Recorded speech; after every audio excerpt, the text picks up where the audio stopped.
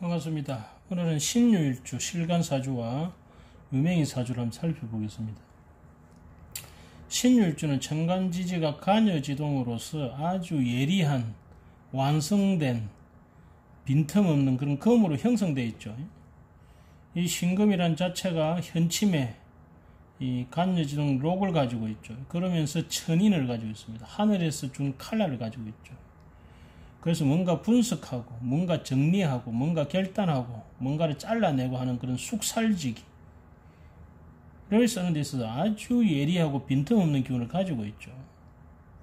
그런데 문제는 이것이 이제 도화살을 가지고 있기 때문에 이 까딱하면 이 도화적인 문제, 이 도화라는 것은 우리가 매력살이기 때문에 좋게 말하면 뭡니까? 그 매력을 이용해서 사람들에게 인기를 얻을 수 있다는 말이 되고, 나쁘게 말하면 뭡니까? 이런 음탕한 일로 인해 가지고 내가 욕을 볼 수 있다라는 의미도 되죠. 그래서 이 사주는 아주 깔끔하면서 예리하고 빈틈없는 그러한 기운이 신유일주죠. 근데 이 신유라는 것이 이 간여지동으로서 완전히 건강스끝이 이렇게 건강불개로 단단한 모습이기 때문에 뭡니까? 자기가 한번 결정하고 옳다라고 생각하는 것에 대해서 타협을 잘 안 합니다.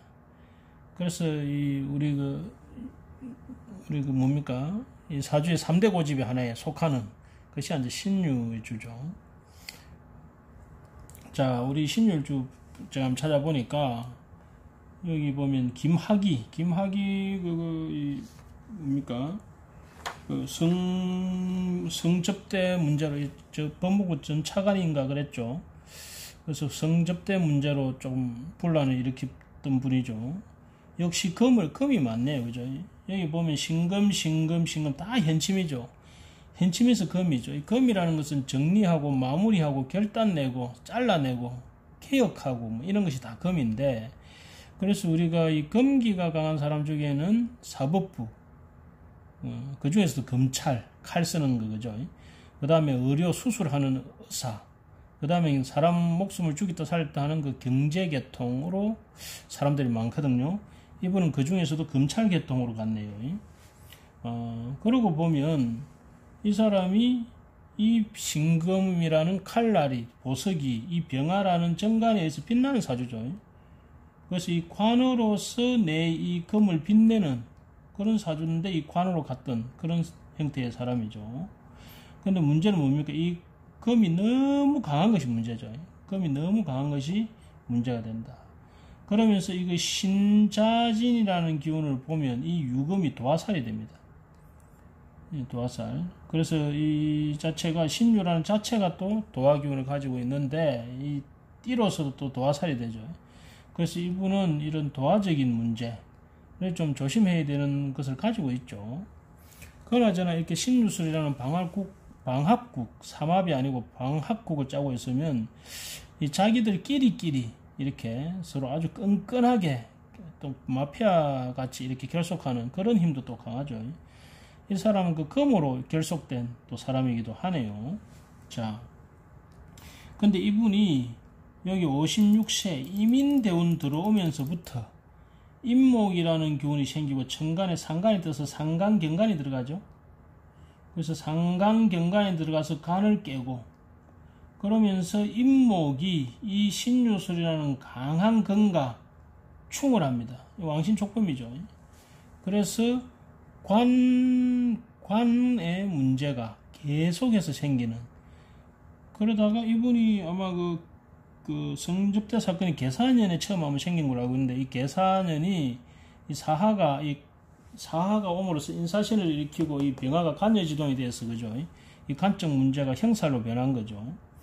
그랬는데 이분이 올해 기해년에 와서 다시 인해합으로 목기가 동하니까 다시 또, 그죠? 인해합이 되면서 파가 들어가죠. 그러면서 신의 천이 딱 들어가니까 또 다시 그 사건이 다시 불거지고 있는 모습이죠.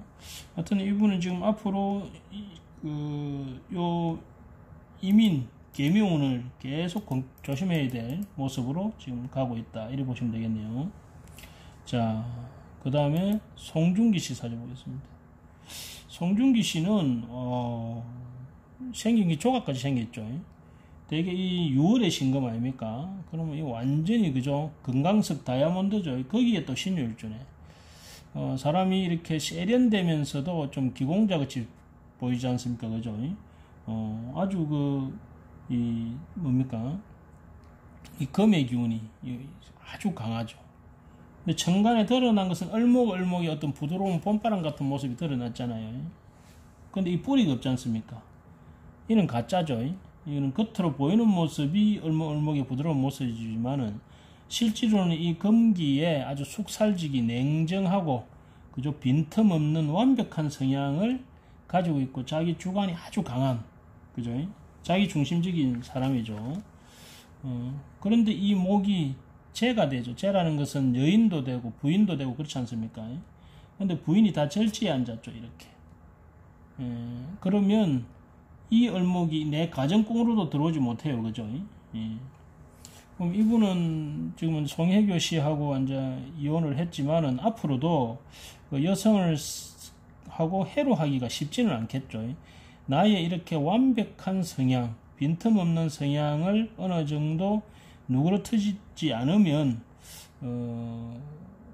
이런 부인하고의 해로하는 것이 있어서 상당히 문제가 될 수 있다. 더군다나 이 사람은 유유자형까지 되어 있잖아요. 유유자형을 갖고 있으면 해비인데 또 해비는 겁니다. 그 엄격성, 그 도덕적인 것에 대한 엄격성 또는 이 뭡니까? 그 자기 검열이 아주 강하다. 그래서 대개 이런 유유형이 있는 사람들 중에서는 결백증 같은 거 있는 사람들도 상당 부분 있습니다. 그죠? 대신 사회와 나와 같이 유유형과 사유축을 짜기 때문에 그런 어떤 의리라든지 이런 것은 아주 강한 사람으로 보입니다. 유영기 씨, 정중기 씨. 자, 그 다음에 제가 개인적으로 상담한 사주 중에서 여기 보면 묘월의 신유가 있습니다. 이 재밌죠. 세상은 뭡니까? 임묘진목이라는 재가 가득하고 일신은 사유축이라는 금이 가득하죠. 그죠? 이런 사주가 신왕제왕 사주죠. 신도 왕하고 제도 왕한 사주죠. 그래서 여기에 날이 잘 갈려 있기 때문에 요 나무들은 그냥 배기만 하면 되죠. 이런 사주를 동량이라고 합니다. 동량. 추수 동량이라고 하죠. 이 봄에 보리들이 확 많은데 그거를 그냥 낫을 갖다 베는 거예요. 그러면 이분은 언제든지 자기가 마음만 먹으면 추수를 할 수 있다 이거예요. 그러면 하수분 같이 여기 다시 자라는 거예요. 사주와 같이 이분이 아주 젊은 시절 특히 신의 운 이렇게 상간생재하는 운에 상당히 많은 돈을 득재를 하신 분입니다. 그러면서 50대가 넘어가면서 경술, 기움, 무신으로 가면서 비경급 운이 오면서 돈을 계속 쓰시고 사시죠. 사람들 갈라주고 쓰시고 사시죠. 근데 역시 이 재가 일시에는 재가 없다 보니까 자기 개인적으로는 돈을 많이 가지지 못하고 이 비경급들로 인해서 또는 인성으로 인해 가지고 사람 돈을 많이 나눠줍니다. 그래서 종교단체에 기부도 많이 하시고 또 그 애들 몸 안 좋은 애들 다니는 학교 이런 데도 막 매년 기부를 하시고 또 동네에 불우한 사람들에게 또 매년 기부를 하시고 그래서 이분이 말하자면 개그치 벌어갖고 정성같이 쓰고 계시는 그러한 분에 해당됩니다. 전형적인 제왕신앙사주. 그런데 사주가 이렇게 반듯한 만큼 성격도 너무 딱 불러지기 때문에 주변에 사람이 좀 약한 그죠? 너무나 이렇게 뭡니까 딱 벌어지잖아요. 수지청정무라고 물이 너무 깨끗하면 사람이 많이 없죠. 그래서 그런 면은 약간 안타까움이 있는데 그래도 인생 자체를 정말 개같이 벌어서 정성같이 잘 쓰시는 그런 아름다운 삶을 살고 계십니다. 자, 제왕신앙 사주 받고 그 다음에 이 사주도 앞에 사주하고 비슷한데 이 사주는 편간이 떴죠. 그죠? 이는 제왕신앙이 아니고 신이 일기둥밖에 원래는 이렇게 글록만 가져도 일제 글록만 가져도 신앙으로 봅니다. 보긴 보는데 이거는 주위에 살이 너무 강해요. 그래서 이 사주가 제다 신약 사랑신세가 되어버렸습니다. 그래서 재와 살이 너무 강해가지고 그로 인해서 이 신유라는 일주가 자기 지키기에 급급하죠. 그러다 보니까 다른 사람 의식을 많이 하고 내가 돈이 없어도 좋은 차, 멋있는 그 옷을 입고 다녀야 되고 그죠? 그러면서도 칠살이 바로 옆에서 나를 치고 내가 현침 기운이 있으니까 아주 그 상대방이 나를 나쁘게 이야기하면 내가 거기에 대해서 강하게 2배로 3배로 갚아줘야 되는 그런 아주 치열한 삶을 살고 계시는 분이죠. 역시 남성분인데 죄가 많으니까 결혼을 여러 번 하셨고 인생의 돈, 여자 막 이것만 쫓아서 자기 삶을 스스로 좀 행복하지 못하게 만드는 분에 속합니다. 이것은 연에서 시까지 전부 목으로 다 그냥 도배가 됐죠. 그러니까 여기 가도 여자, 저기 가도 여자, 그죠? 여기 가도 재미, 저기 가도 재미, 막 그렇죠. 그때 어릴 때 초년에 5세, 15세, 25세까지 이렇게 인성운이 왔잖아요. 인성운이 와도 이렇게 연에 죄가 있어서 제거기는 해버리면 공부 대부분 안 합니다. 이분도 어릴 때 그 고등학교를 중퇴하다시피 하는 거를 겨우시 그 부모님이 가셔가지고 비다시피 해가서 겨우시 졸업을 한 그러한 케이스죠. 그 뒤로 그냥 계속 이렇게 이 간살운이 오면서